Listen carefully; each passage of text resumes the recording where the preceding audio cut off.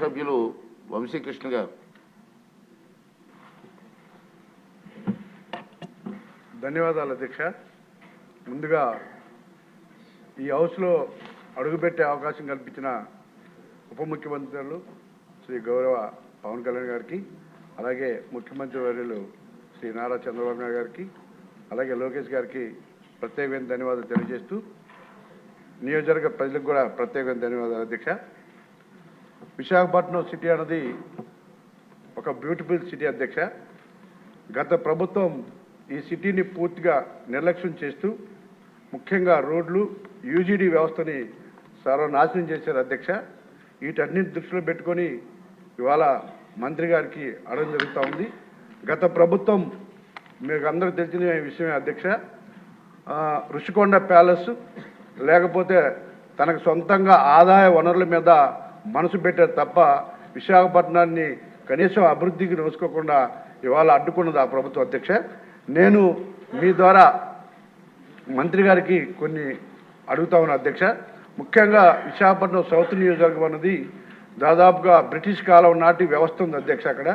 ఎందుకంటే మొత్తం కూడా ఓల్డ్ సిటీ అధ్యక్ష. అక్కడ అండర్గ్రౌండ్ డ్రైనేజ్ వ్యవస్థ మొత్తం చిన్న చిన్న వర్షాలు పడినా కూడా పూర్తిగా అక్కడ బ్లాక్ అయిపోయి ఆ వాటర్ అంతా కూడా ఇళ్లలోకి వెళ్ళిపోతుంది అధ్యక్ష. ఒక పక్క పోర్టు కాలుష్యం, మరో పక్క ఈ వాటర్తో చాలా వ్యవస్థలు ఆ యూజీడీ వ్యవస్థ అస్తవ్యస్తంగా ఉంది అధ్యక్ష. నేను అడుగుతా ఉన్న అధ్యక్ష మంత్రి గారికి మీ ద్వారా ఎన్ని ఎస్టీపీలు ఉన్నాయి ప్రజెంట్ ఇవాళ విశాఖపట్నంలో, వాటిని మెయింటెనెన్స్ ఆపరేషన్ జరుగుతుందా? ఆ ఎస్టీపీలు సామర్థ్యం ఇప్పుడు వస్తున్నటువంటి మురికి నీరుకి సరిపోతుందా? ఇప్పుడు వాళ్ళు ఇచ్చినటువంటి ఫిగర్స్ అధ్యక్ష దాదాపుగా 14 లక్షల జనాభాకు అంటే 16% పూర్తి అవుతుంది అయిందని చెప్పేసి మంత్రి గారు చెప్తారు అధ్యక్ష. దాన్ని ఒకసారి వెరిఫై చేయాలని నేను కోరుకుంటున్నాను అధ్యక్ష. అలాగే ఇది ఎన్ని రోజుల్లో కంప్లీట్ చేస్తాం అన్నది చాలా ముఖ్యమైన ప్రశ్న అధ్యక్ష. అనుకున్న ఎన్ని రోజుల్లో అవుతుంది? దీనికి ఇంకేమన్నా ప్రత్యేకమైన చర్యలు చేపట్టారా? ఇంకేమైనా కొత్త ఎస్టీపీలు పెడుతున్నారా అని దీని మీద మంత్రి గారిని అడుగుతున్నా అధ్యక్ష. దీని మీద పూర్తిగా ఒక అవగాహన చేసుకుని యూజీడీ వ్యవస్థని పూర్తిగా ఇంప్లిమెంట్ చేయాల్సిన బాధ్యత మనందరం కూడా ఉంది అధ్యక్ష.